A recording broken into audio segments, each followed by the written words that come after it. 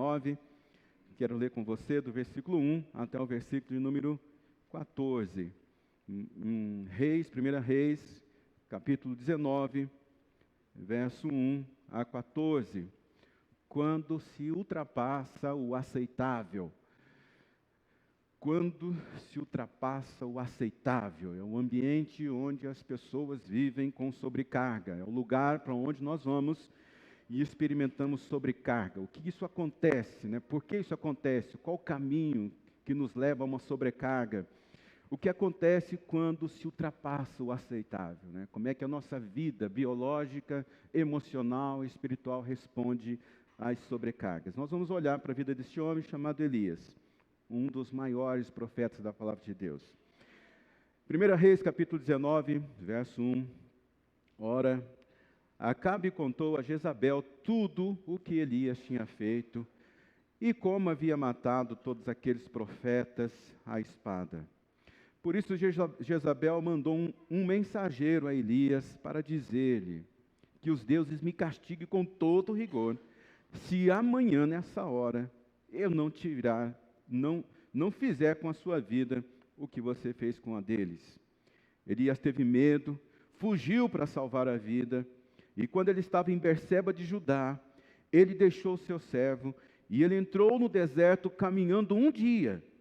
Chegou a um pé de Giesa, sentou-se debaixo dele e orou, pedindo a morte.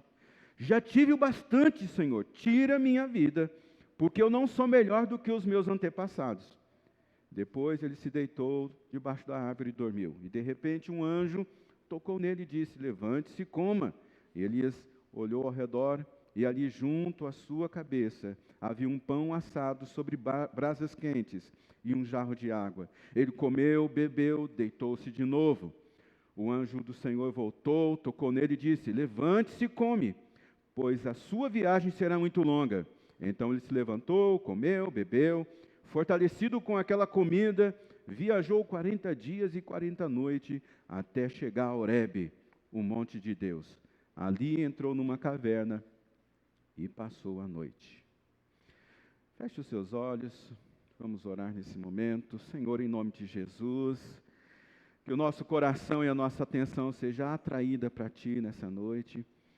Ó Deus, que nós sejamos capturados, ó Deus, pela Tua palavra, instruídos, orientados. Nós estamos prontos, ó Deus, com o nosso coração e a nossa mente aberta para o Teu agir, Espírito Santo de Deus. Tudo que queremos ser é moldados, transformados. Nós queremos entender o caminho pelo qual não andar. Nos entregue a Tua verdade, Senhor, e quebre nessa noite todas as mentiras do nosso inimigo chamado Satanás. Hoje, nosso coração é Teu, a nossa mente é Tua. Faça a Tua vontade. Em nome de Jesus que eu oro. Amém. Não existe nada mais poderoso que a instrução, o entendimento. Por isso, existe uma instrução aqui no livro de Provérbios, Provérbios 23, verso 23, dizendo, compra a instrução. Esse texto está dizendo assim para a gente, invista na instrução, invista em buscar conhecimento. A instrução, ela merece a sua atenção. A instrução, o entendimento, merece o seu tempo, o seu dinheiro, seu foco, sua atenção, sua energia. Provérbios também vai dizer, aqui no capítulo 1, versículo 20 e 22, a sabedoria, ela clama em alta voz nas ruas, ergue a sua voz nas praças públicas, nas esquinas das ruas barulhentas ela clama, na porta da cidade ela faz o seu discurso, dizendo, até quando vocês, inexperientes, irão contentar-se com a inexperiência? Até quando você, sem entendimento, vai se alegrar com a burrice que você tem? Vocês, zombadores, até quando terão prazer na zombaria? E vocês, tolos, até quando desprezarão o conhecimento? Quando a gente tem acesso ao entendimento, à sabedoria, isso transforma a nossa vida. Você precisa honrar um instrutor. Essa semana a gente teve o dia do professor, certo?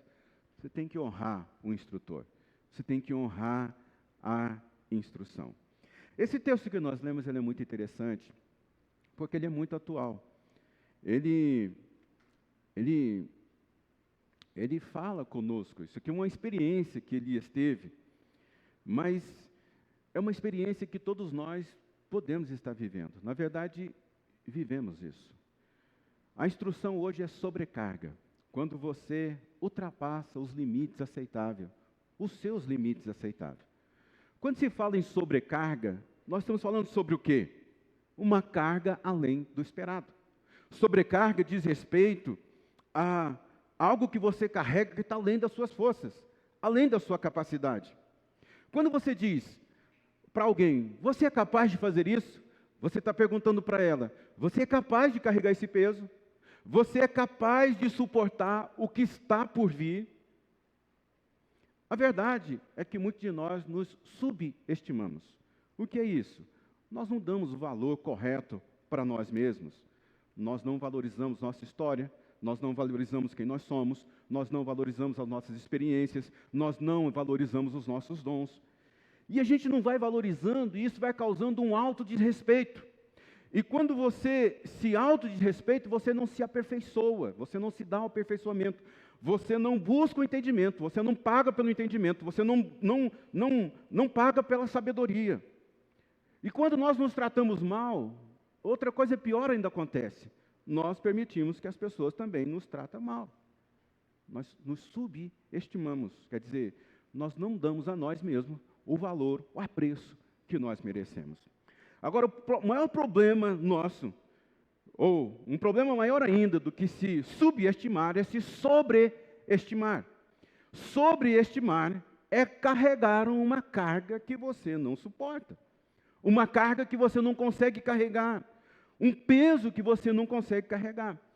Muitas vezes, geralmente, nós não percebemos que nós estamos debaixo de uma carga maior do que nós podemos suportar. E quando nós estamos em sobrecarga, nós começamos a sofrer as consequências da sobrecarga. Tristeza, ansiedade, alteração do sono, seja o desejo de dormir muito, ou a insônia, dores aleatórias, dor no corpo, na cabeça, na coluna, dores musculares, autopiedade, só existe eu nesse mundo, mudança de hábitos alimentares, ou come menos, ou come demais, cansaço, solidão, problemas no sistema imunológico, gripes, infecções recorrentes, sensação de medo, de pavor de estar perto de algo, dificuldade de concentração, apatia e desânimo com os desafios da vida, desesperança, e todas essas coisas desabam num só lugar, depressão. O apóstolo Paulo, 2 Coríntios, capítulo 1, versículo 8, ele disse, irmãos, eu não quero que vocês desconheçam as tribulações que nós sofremos aqui na província da Ásia. E elas foram além da nossa capacidade de suportar. E essa pressão que eu sofri, apóstolo Paulo dizendo, essa pressão que eu sofri foi acima, além da minha capacidade de suportar, ao ponto de perder a esperança pela vida. Paulo está dizendo assim, veio um peso sobre mim, veio uma sobrecarga sobre mim, que eu perdi o desejo pela vida. Eu perdi a esperança da vida. Você imagina esse homem, apóstolo Paulo, um homem cheio de experiência com Deus, no caminho de Damasco, Deus abre sua visão, Deus traz um conhecimento do céu como nenhum outro para ele. Um homem que recebeu tanto entendimento das Escrituras, se encontrar nesse lugar. Qual é o lugar? Não quero viver mais, eu não aguento mais esse peso, eu não aguento mais essa vida. E quando nós olhamos aqui para esse texto que nós acabamos de ler, que fala sobre o profeta Elias, a gente vai ganhar entendimento. Qual foi o processo de adoecimento do profeta Elias? Como é que ele chegou a ter esses pensamentos suicidas? Na Bíblia, Elias é conhecido como o maior profeta de todos os tempos. Ele é o símbolo do profético na Bíblia. Ele é o arquétipo quase perfeito da Bíblia. Ele é o profeta com maiores obras que a Bíblia apresenta. E como é que um ícone de coragem como este Ele é a personificação da coragem. Como é que ele chega a este lugar de perder o gosto pela vida? Como é que ele chega a esse lugar de perder o sabor, de perder o colorido da vida e começar a enxergar a vida só em preto e branco? Nós precisamos ter esse entendimento, porque eu estou falando para cristãos, eu estou falando para crente, gente cheia do Espírito Santo de Deus, gente assim que fala em línguas, gente que é um leitor assíduo da palavra de Deus, gente que ama Deus, gente que conhece a sua palavra, a palavra de Deus, anda no poder do Espírito. Como este cristão é capaz de chegar neste lugar emocionalmente depressivo como Elias e pedir para morrer? Eu não quero mais viver. Começa a ficar pensando, como seria se eu morresse? Começa a ficar pensando assim, eu tenho vontade de desaparecer, eu tenho vontade de pegar a estrada assim, ó, e ir embora, sem olhar para trás. Muitos de vocês só não tiraram a vida ainda porque pensaram na família de vocês. Meu Deus, como é que vai ficar os meus filhos? Como é que vai ficar os meus familiares? Hoje nós temos uma epidemia de suicídio. Jovens, adolescentes, adultos. Se tornou uma questão de saúde pública, você sabe disso. Como é que é isso, gente? Como é que uma criança com a vida toda pela frente olha para aquele momento da vida dela e diz, eu preciso morrer para resolver meus problemas? Como é que um jovem, assim, na força da sua juventude, no seu maior vigor, olha para a vida e diz assim, eu não tenho mais prazer? Como é que um adulto, uma pessoa assim que vem acumulando sabedoria, conhecimento através dos tempos, não considera uma saída, não vê o escape, senão a morte? Como se perde a esperança? Como é que a gente perde as possibilidades, das potencialidades que tem na nossa frente? Talvez você possa achar essa conversa muito ridícula, mas também talvez você já tenha chegado a esse ponto, de pedir para Deus a morte. E sabe, alguns que estão me ouvindo nessa noite, vocês só não tiraram a vida por causa de um motivo, porque Deus estava lá com vocês. Porque Deus falou, não faça. Porque Deus, de alguma forma, apareceu nesse momento e falou assim, calma, eu estou aqui com você. Então, na verdade, quem te segurou foi o Espírito Santo de Deus. Foi Deus. Foi Deus que não permitiu que você cometesse essa loucura na vida. Então, hoje nós vamos ter o entendimento de quais são os efeitos da sobrecarga na nossa vida. Porque nós precisamos conhecer isso para não percorrer esse caminho. Nós precisamos conhecer quais são os efeitos da sobrecarga, porque se a gente perceber que estamos com uma sobrecarga, a gente tem que mudar alguma coisa na nossa vida. Elias, esse homem cheio do Espírito Santo, cheio de experiência com Deus, com feitos poderosos, você se lembra quando Jesus teve aquela experiência ali da transfiguração? Lembra quem apareceu lá? Moisés e Elias na transfiguração. Foram isso que os discípulos viram. Moisés significando a lei e Elias se representando os profetas. Então, como esse homem, cheio de Deus, cheio de poder, falava em línguas, lia a Bíblia, tinha orações respondidas, como é que Elias chegou nesse caminho da sobrecarga? Primeira coisa, Elias tinha um comportamento de sem teto, um comportamento de sem casa.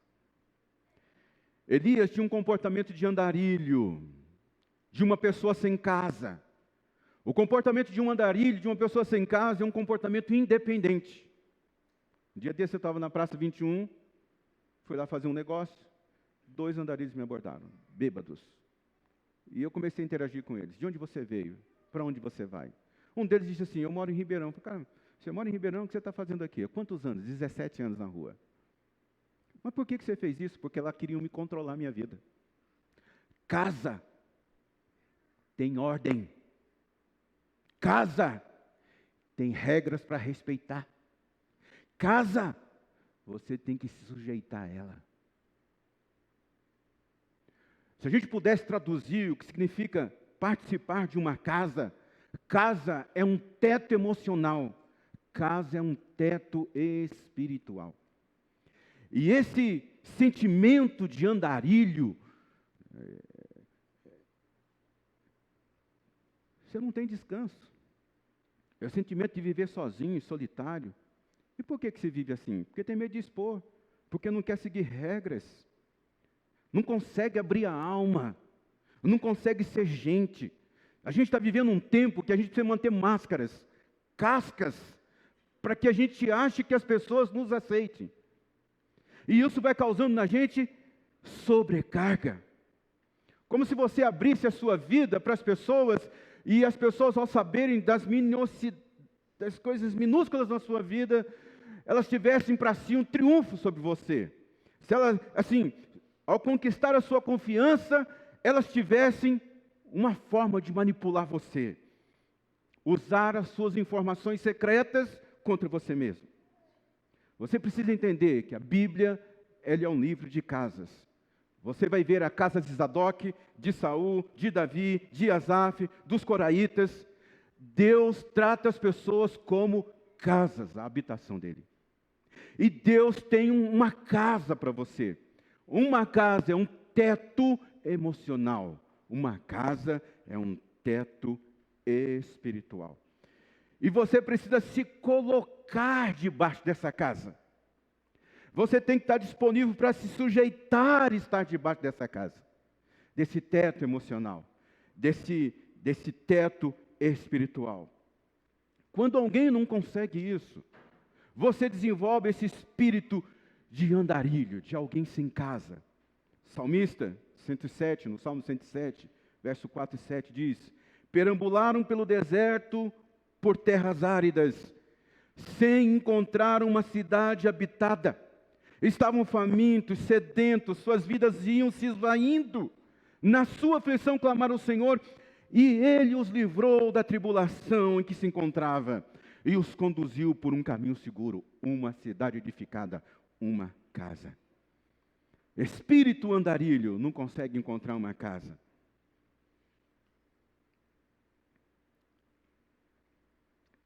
Eu tenho a oportunidade de conhecer gente aqui da cidade muito influente. Nossa cidade, você sabe que é uma cidade diferenciada, né? Fonte de tecnologia na cultura da cana. Uma fonte segura na questão de cadeia de produção, álcool, açúcar.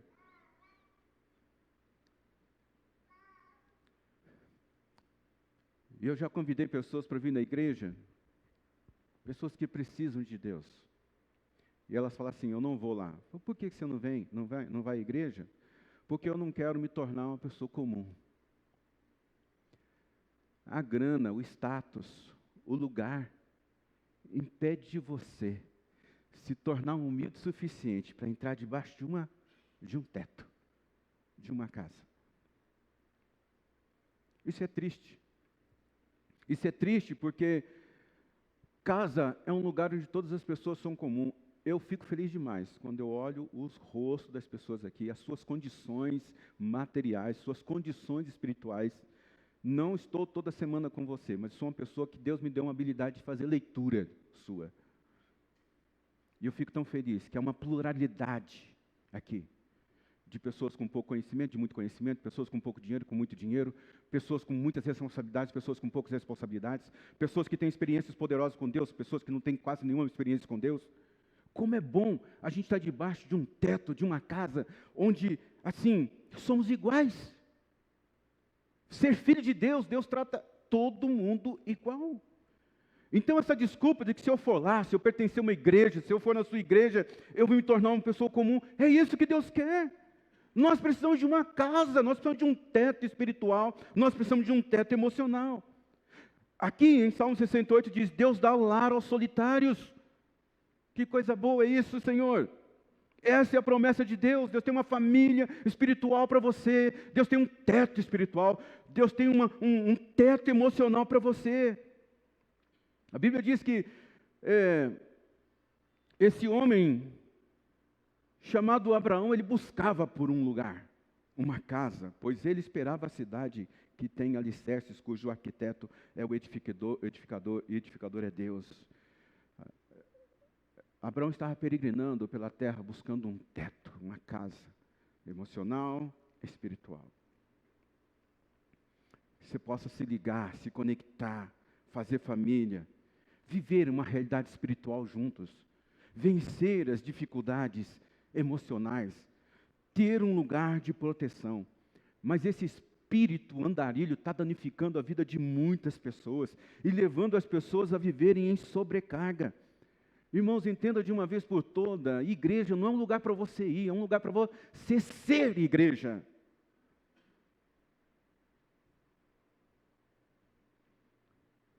Deus quer que você tenha uma causa pelo qual lutar. Deus quer que você tenha um lugar para pertencer, um lugar para dizer assim, comprar as brigas da igreja, lutar pelos nossos temas, crescermos juntos, realizarmos juntos, ver as coisas transformar, celebrar como o corpo de Cristo, como igreja, um teto emocional, um teto espiritual. E eu encontro hoje pessoas talentosas. Eu tenho liberdade de dizer sobre isso, porque passou um jovem aqui pela igreja, ele já deve estar na sua 10ª igreja. Esses dias eu encontrei ele numa, depois fui noutra e encontrei ele. Irmãos, eu de vez em quando sou convidado para frequentar algumas igrejas, em comemorações. Então, se você me vê por lá, não se assuste. O menino chegou aqui na igreja, jovem, talentoso demais, com uma habilidade fantástica. Comecei a me aproximar dele e a primeira coisa que ele perguntou é: o que você quer de mim? Ué, como assim que eu quero de você? Não, todo lugar que eu vejo, ninguém me deixa sossegado. Quer logo que eu vá tocando, quer que eu faça isso, quer que eu faça aquilo. Eu não quero ser visto por ninguém. Eu não estou falando com você porque eu quero alguma coisa de você. Isso também acontece com pessoas ricas. Se tem um negócio que eu posso... Aí eu já não sei se é orgulho que Deus precisa tratar dentro de mim, ou se é uma questão de Deus guardar mesmo, sabe? Porque assim, nossa igreja, como eu disse, ela é pluri. Tem gente que tem pouco, tem gente que tem muito. A gente atravessa por tantas necessidades. Mas tem pessoas que dizem assim, se precisar de alguma coisa, me procure. Está falando, se precisar de dinheiro, me procure. Mas você sabe que, eu acho que uma vez eu fiz isso e me dei mal. Uma vez, eu tomei a decisão, nunca vou mais pedir dinheiro para um membro da igreja para fazer alguma coisa. Eu apresento a necessidade. Se você quiser aceitar o desafio e participar comigo disso, nós vamos construir junto, beleza. Se você não quiser, tá bom também. Eu não vou me amarrar em você. Então, algumas pessoas acham que, às vezes, eu me aproximo dela e estou querendo tirar dinheiro dela. Estou querendo tirar o talento dela. E esse jovem foi um jovem que passou por aqui, chegou a tocar aqui com a gente, e está aí em dezenas de igrejas hoje. É um andarilho.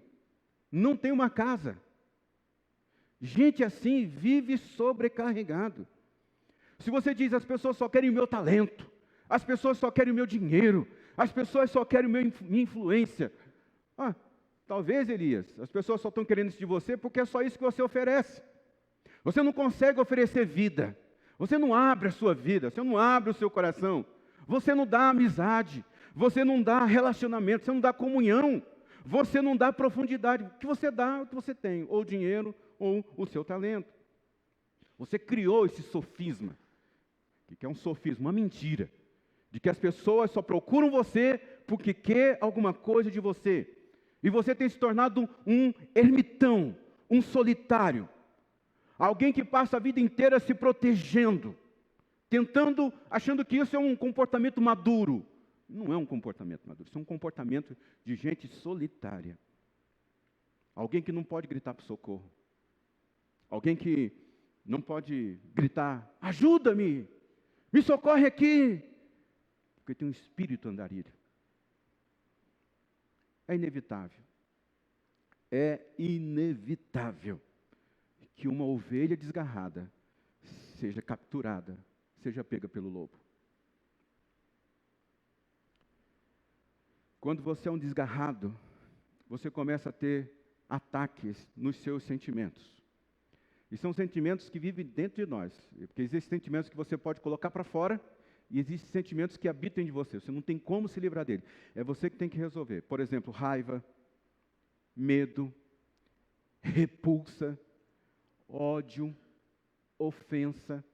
A ofensa, ela é um sentimento que fica aqui brigando dentro de você. O único remédio que você tem para se livrar da ofensa é o caminho do perdão. E esse é um negócio que você tem que fazer. Ninguém. Nem se a pessoa vier para você e falar assim, me perdoa porque eu te fiz. Você vai conseguir se satisfazer com isso.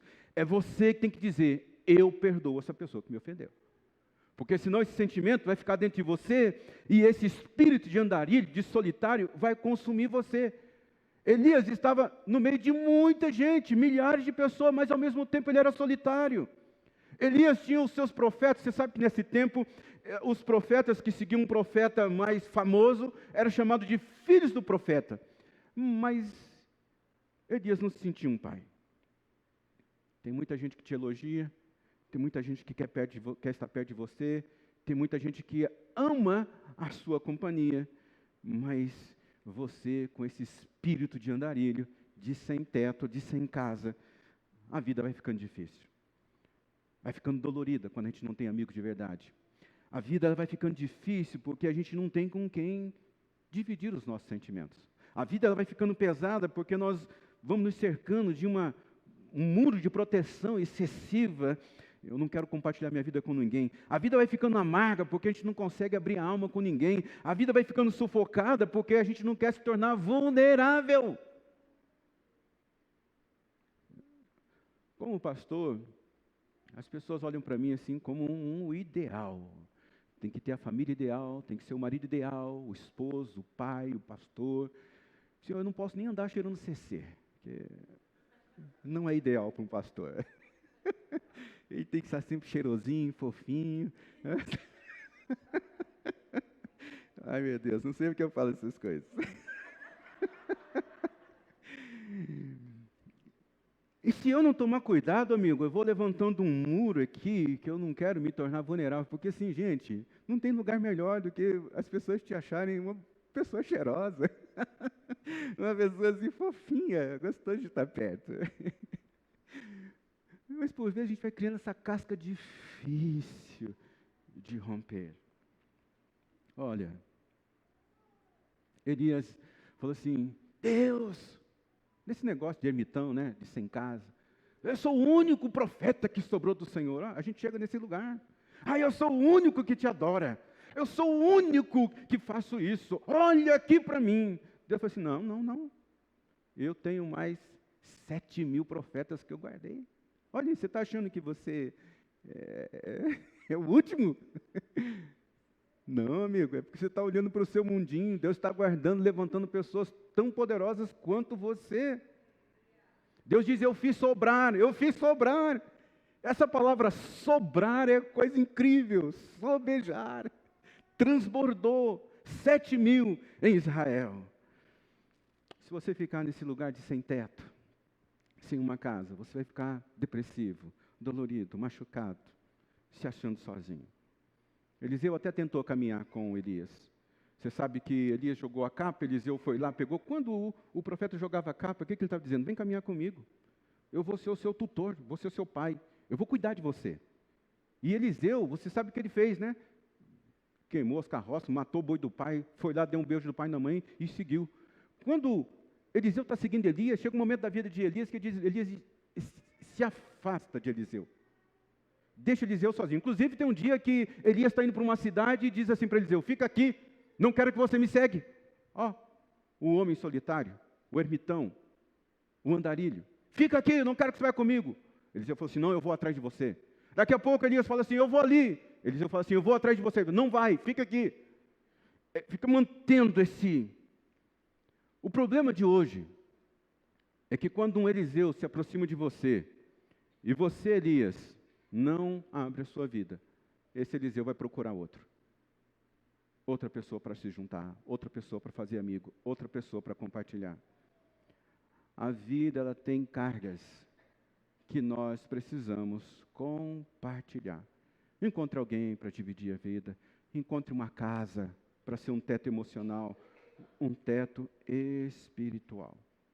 A gente fica, assim, preservando tanto tempo nossa vida, nosso nome, sem permitir que a gente seja transformado.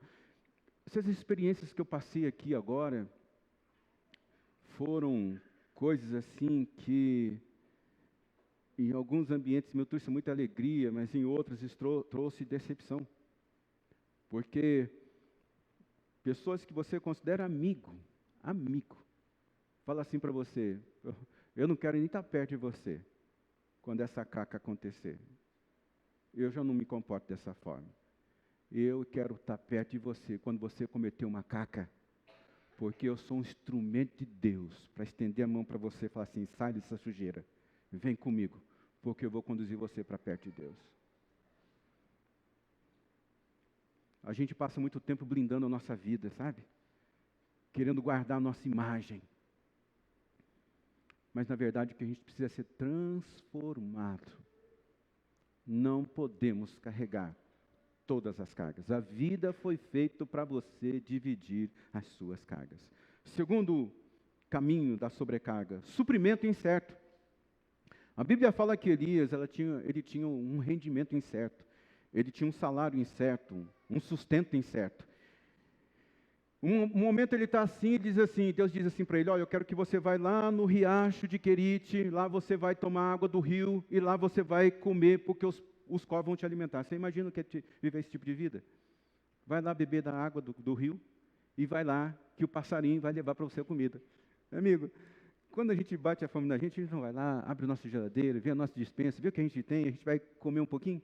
Você imagina esperar a vontade do passarinho chegar. É uma vida muito incerta. Outra hora a água lhe seca, e então Deus diz assim para ele, vá para a cidade de Serepta, lá eu vou dar ordem para uma viúva, ela vai cuidar de você, ela vai te fornecer comida. Eu falei, meu Deus, que pastor é esse que precisa e pede uma viúva para poder obter o seu sustento? Uma hora ele está debaixo da árvore lá pedindo a morte, Deus tem que enviar um anjo lá, tocar nele, dar um pão e um jarro de água para ele.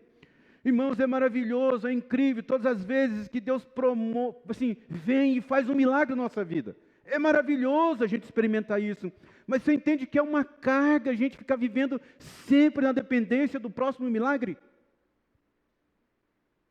Teve uma vez que eu orei para Deus e falei assim, Deus, quando é que eu vou ser um milagre na vida das pessoas? Porque chega uma hora que você cansa, toda semana tem que acontecer um milagre, toda semana tem que acontecer um milagre, todo mês tem que acontecer um milagre. Quando eu vou ser um milagre na vida das pessoas, Senhor? Quem nunca passou por isso? Um tempo prolongado de tensões financeiras geram para a gente sobrecarga. Vai se esticando financeiramente, se esticando. Tem gente com pensamento de morte porque não consegue resolver as suas dívidas. Não consegue honrar o seu nome. E a gente tem que tomar muito cuidado com as coisas que roubam o nosso dinheiro. Porque hoje existem as motivações comerciais, não existe? É dia das mães, dia dos pais, dia dos filhos, dia dos avós, dia das crianças. É o Natal, são as festas de aniversário, são os casamentos que a gente é convidado a ir. Amigo, eu decidi na minha vida. Não dou presente no dia das crianças, não dou presente no dia dos pais, não dou presente no dia das mães. Eu sou o presente. Quer ter a minha companhia? Eu sou o presente. Porque tem gente entrando num abismo financeiro porque participa de 10 festas. Para todas tem que levar presente. E não adianta, amigo. A gente tem... Antigamente, para você pegar um empréstimo no banco, você tinha que ir lá falar com o gerente. A gente passava vergonha, né? Você vai diante do gerente, o gerente vai olhar as suas credenciais, como é que você vai pagar e tal. Hoje não, para você tomar dinheiro emprestado, você tem um cartão de crédito. Hoje você tem o banco na sua mão. Então, se depois do culto, você terminar o culto aqui, e falar assim, o culto terminou muito tarde, eu não vou esquentar o que sobrou do almoço, não. Eu estou muito cansado, entendeu? Eu vou comprar uma pizza.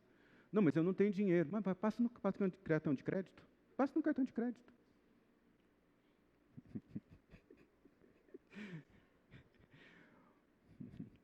Amigo, o banco é tão estrategista hoje que ele faz assim, né? Ele junta o seu saldo real com o saldo imaginário. Se você tem saldo real de R$100 e o limite do cartão de crédito é de 3.000, ele coloca assim, saldo 3.100. E você acha que tem 3.100 na conta. Aí você gasta os R$3.000, depois você quer tirar a vida, porque... Desculpa falar isso, gente. Porque não é assim que a gente faz, irmãos. É assim que a gente faz.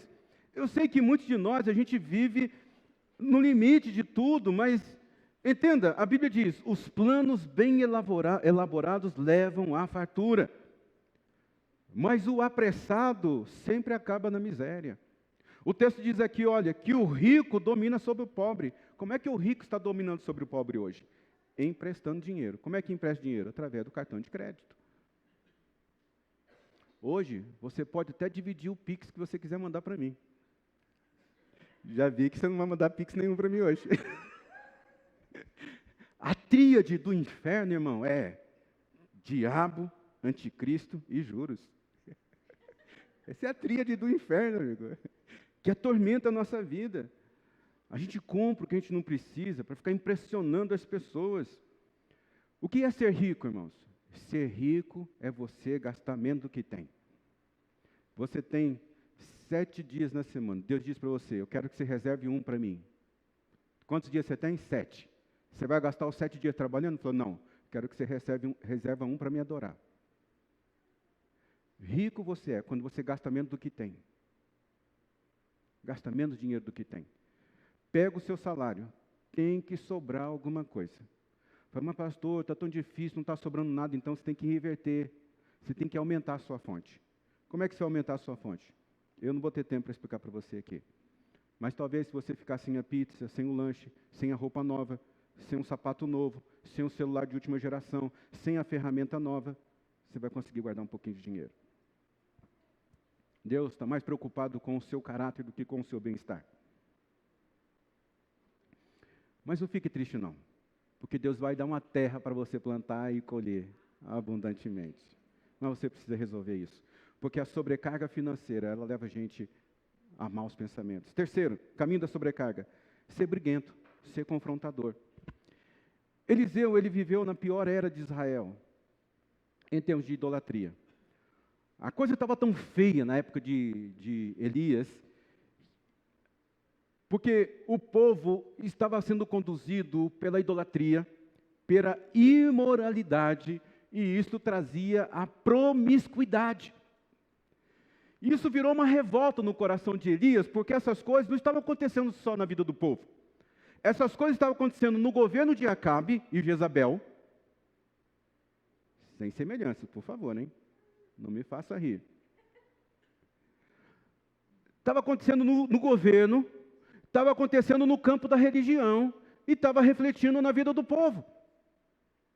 E Elias, ele se tornou um cara confrontador, briguento.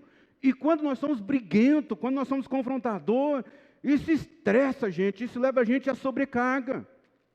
Sabe essa pessoa que se irrita por qualquer coisa, explode por qualquer coisa, fica procurando coisa fora do lugar para poder ficar criticando. É gente que se alimenta da irritação e esse estilo de vida leva você à sobrecarga. Escolha as brigas que você vai entrar, as guerras que você vai entrar. Vale a pena você brigar pela sua família, pelo seu casamento, pela sua casa, mas não coloque a sua energia, não coloque todo o seu empenho naquilo que não vai te trazer benefício algum. Não deixe o seu emocional ficar desgastado, nervoso. Elias, ele pediu a morte. Por quê? Porque ele olhou os ambientes institucionais e ele ficou sem esperança. Ele olhava para a política e ficava sem esperança. Ele não tinha relacionamentos profundos, isso agravou o problema dele. Ele não tinha uma casa para morar, isso deu um maior problema. Ele vivia numa tensão financeira, sendo alimentado por couve, por viúva, e ele se tornou um cara briguento. Imagina esse cara, frequentava a igreja, falava em línguas, lia a Bíblia, orava, mas era um cara briguento. O confronto desgasta a gente emocionalmente. E Elias, ele queria mostrar o desgosto de Deus. Ele queria mostrar para o povo como Deus estava sendo ofendido. Irmãos, Elias tem um comportamento diferente de Jeremias. Jeremias profetizou para o povo aquilo que Deus mandou falar. Preste atenção nisso. Jeremias, Deus disse assim, vai lá e fala para o povo isso. E Jeremias ia lá e falava. Agora, no caso aqui de Elias, não. Foi Elias que provocou a ira de Deus. Foi Elias que disse, não vai chover mais. Elias estava tão desgostoso com a vida, tão desgostoso com o comportamento institucional, religioso e de cidadania, que ele proferiu uma palavra contrária. Não vai chover até que eu digo, juro pelo nome do Senhor Deus de Israel, a quem eu sirvo, que não cairá orvalho, nem chuva. Agora pensa comigo aqui, quantas pessoas morreram por fome? Quantas pessoas empobreceram porque sua terra não produziu, não tinha chuva? Quantos comércios quebraram porque o povo não tinha dinheiro para comprar? Você imagina o caos econômico nacional que Elias causou? Tudo porque ele queria colocar para fora o desgosto de Deus. Vocês estão se comportando com idolatria, com promiscuidade. E eu digo, juro, ele está falando dele em nome de Deus, que não vai chover. Era um cara confrontador. O texto aqui diz, irmãos, que Elias degolou 850 profetas de Baal. Você imagina o que é isso? Uma vez, eu estava num culto, estava num treinamento, lá no antigo prédio da igreja, um pastor estava ministrando, ele chegou logo de manhãzinha e foi me mostrar uma cena de uma pessoa degolando a outra, lá naqueles países que gostam de degolar. Aí, meu Deus, quando eu comecei a ver aquilo, mas me deu um negócio assim dentro de mim, aquela imagem ficou na minha mente por muito tempo. O que eu quero dizer assim, que Elias, ele não matou 850 profetas de Baal com metralhadora. Elias fala aqui que matou a espada, mas não foi enfiar a espada e tirar a espada. Elias degolou 850 homens, cortando o pescoço dele. Você imagina a sobrecarga emocional disso? Você imagina o peso disso? E a gente tem muito disso hoje, irmãos. É um profetismo carregado de peso. Tem gente se levantando por aí, vomitando, colocando para fora o desgosto de Deus. Cuidado com esse profetismo carregado do desgosto de Deus. Vai passar um vento na sua casa. Vai passar um vento na sua vida. Fizeram uma macumba para você. Fizeram um trabalho para você. Olhe para a sua vida com esperança. Com esperança. Olhe para o perdão de Deus. Amigo, se você caiu, se errou, peça perdão de Deus. Há salvação em Cristo Jesus. Deus nos chamou para ser profetas da esperança. Deus não chamou a gente para declarar o desgosto de Deus.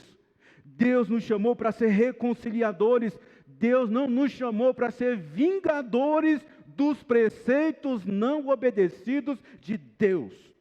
Então, cuidado com o juízo prematuro, imprudente, infundado, precipitado.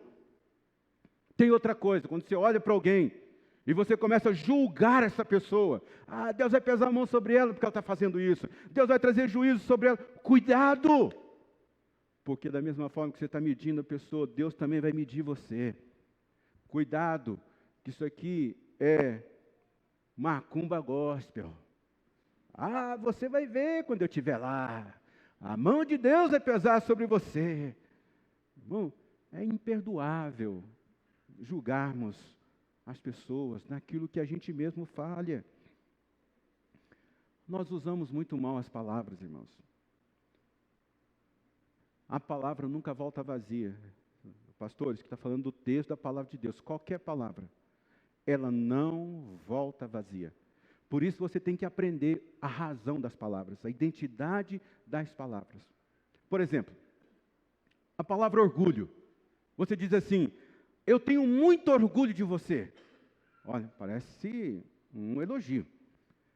Mas a identidade da palavra orgulho é: eu estou tão preso no meu ego, eu não consigo mudar, eu vejo o seu avanço, mas porque eu estou preso no meu ego. Eu acho que você já falou isso, né? Eu me orgulho de você. Nossa, você é o meu... Tem gente que fala assim: eu me orgulho de ter feito isso. Você está dizendo assim, ó: eu sou escravo do meu ego. Eu não consigo me libertar do meu ego. Todas as vezes que você fala: eu me orgulho de você, eu tenho orgulho do que eu faço, você está dizendo assim: o meu ego é maior. Pode olhar na palavra de Deus, nenhum lugar a palavra de Deus diz que a palavra orgulho é uma palavra boa. Qual é a maneira melhor de você expressar? Eu tenho alegria e satisfação.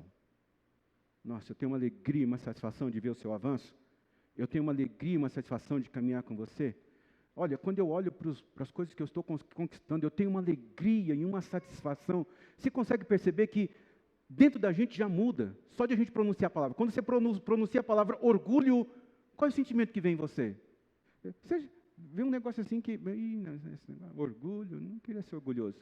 Mas quando você diz: eu tenho alegria e satisfação, não promove um negócio melhor dentro de você? As palavras, ela tem sua identidade, ela tem o seu poder. Quando você diz dó, eu tenho dó daquela pessoa, o que você está querendo dizer? A identidade da palavra dó é: eu acredito na incapacidade daquela pessoa. Dó, aquela pessoa é incapaz. Quando você diz ajuda, a gente sempre está usando essa palavra: vou te ajudar. Olha, eu preciso da sua ajuda. Receba aqui a minha ajuda. Qual a identidade da palavra ajuda? A identidade da palavra ajuda é: eu vou te manter na sua incapacidade.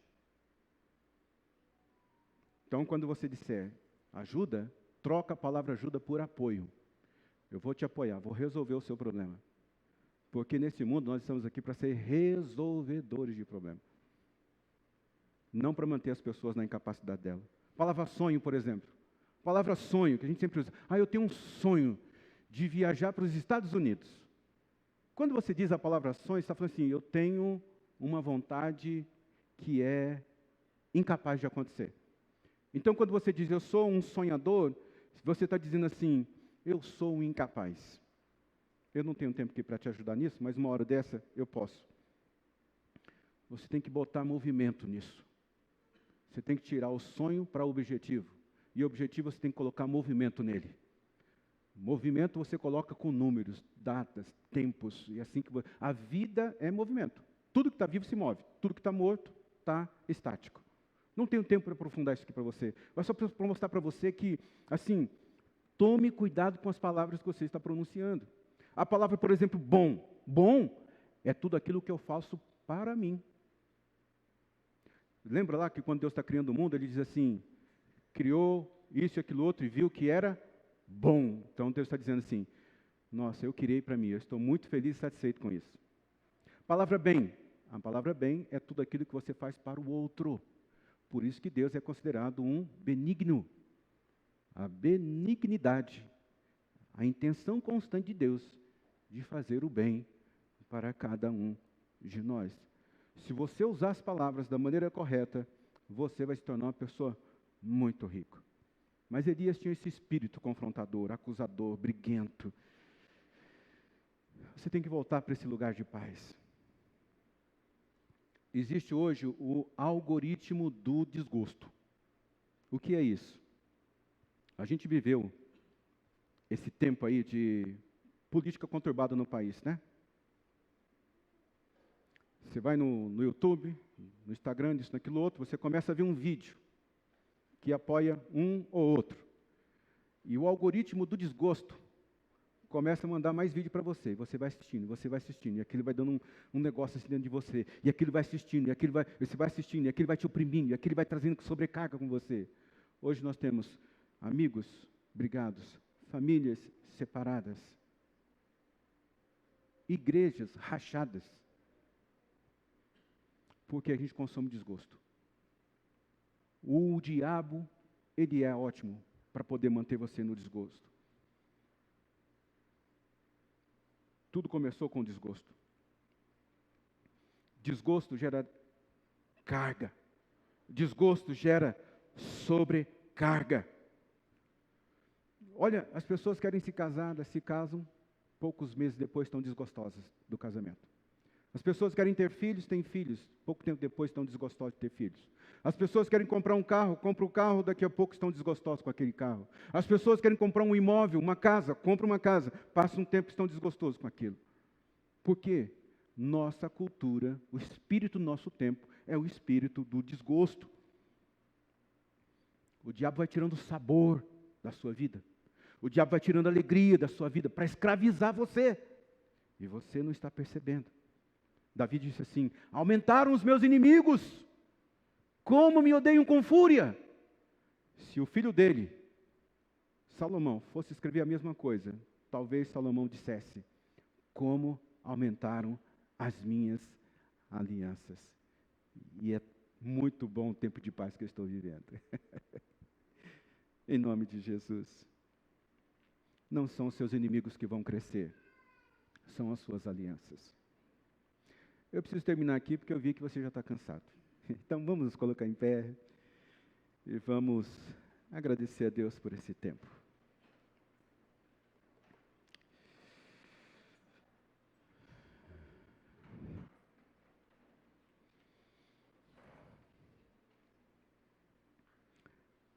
Não deixe ninguém te levar para o lugar do desgosto emocional. Tenha um compromisso com a sua felicidade. Tenha um compromisso com a sua sanidade. Feche as portas do desgosto. Feche as portas do confronto. Feche a porta desse desgaste financeiro. Olha, eu não conheço totalmente a sua vida. É verdade. Talvez você olhe para isso hoje e diga assim: pastor, você não me conhece. O senhor não conhece a minha história. Eu sei, amigo, sua história deve ser muito difícil. Você não chegou a esse lugar de sobrecarga assim porque você quis, porque isso foi um alvo da sua vida. Eu sei disso. Mas entenda que você não precisa ficar neste lugar. Jesus diz: vinde a mim, todos que estão cansados e sobrecarregados, e eu vos aliviarei. Ele diz: troque o meu fardo. Tome sobre vocês o meu jugo e aprende de mim, pois eu sou manso e humilde de coração, e vocês encontrarão descanso para vossas almas, pois o meu jugo é suave e o meu fardo é leve. Se você tem tido esse comportamento de sobrecarga, talvez você chegou num lugar que você não deveria chegar. Pensar dar fim na vida, achar que não tem saída, pedir a morte, achar que a vida ficaria melhor se você não existisse, achar que não há outra oportunidade se não for a morte. Você precisa abraçar o estilo de vida bíblico. É um modelo de Deus. Ser feliz, ter esperança, confiar nas pessoas, confiar em Deus. Aprenda a passar pelas provas, mas olhando para as promessas de Deus. Sabe, eu acredito que hoje algumas pessoas estão como Elias, deitado à sombra no deserto, pedindo a morte para Deus. Mas para mim, essa palavra hoje é como se o anjo estivesse tocando na vida e dizendo assim: ó, levanta, come e bebe, porque você tem que chegar no Horebe. O Horebe é o lugar do encontro com Deus. É lá no Horebe que todas as coisas são transformadas. O convite que Deus tem para você nessa noite é um convite de Jesus: vinde a mim, todos que estão cansados e sobrecarregados, e eu vos darei descanso para vossas almas. Profeticamente, simbolicamente, se você é alguém que se sente sobrecarregado por qualquer fator da sua vida, eu quero que você saia do seu lugar, venha aqui à frente. E ao você fazer isso, você vai estar colocando o seu fardo, sua sobrecarga, seu sobrepeso. Você está dizendo assim: Deus, eu estou colocando a minha sobrecarga, o meu sobrepeso em Jesus. E Deus vai colocar sobre você agora O jugo dele são os ensinamentos dele. É a proposta de vida que Deus tem para você, de uma vida assim, dependente de Deus, mas sabendo que Ele está preparando tudo bem para você. Não é o fim. Existem outras soluções do que pedir a morte, existem outras soluções do que desistir, mas hoje o anjo do Senhor está aqui, e Ele está tocando na sua vida, Ele está te oferecendo o pão da vida, Jesus, e Ele está te oferecendo a água da vida. Se alimente disso, troque o seu fardo pelo jugo de Jesus. Eu tenho certeza que você agora vai sentir no seu corpo um alívio. Agora você vai sentir uma paz. Agora você vai sentir um quebrantamento. É como se você estivesse tirando um peso enorme dos seus anjos, dos seus ombros, e colocando aos pés de Jesus. Agora você pode respirar aliviado e saber que a bênção de Deus, que o favor de Deus, que o cuidado de Deus está sobre você. Aproveite esse momento e peça perdão para Deus. Peça perdão para Deus por você ter pensado em tirar a sua própria vida. Peça perdão para Deus por você ter pensado na morte como uma solução. Peça perdão para Deus por você ser essa pessoa tão independente e viver com esse espírito de andarilho, de que não encontre uma casa, um teto espiritual, um teto emocional, não encontre um amigo, um homem, uma mulher de Deus para dividir a vida. Peça perdão a Deus por usar mal as palavras. Deus te revigora hoje. Deus te dá uma visão de futuro poderosa e grandiosa. O que está para acontecer na sua vida, olho nenhum viu.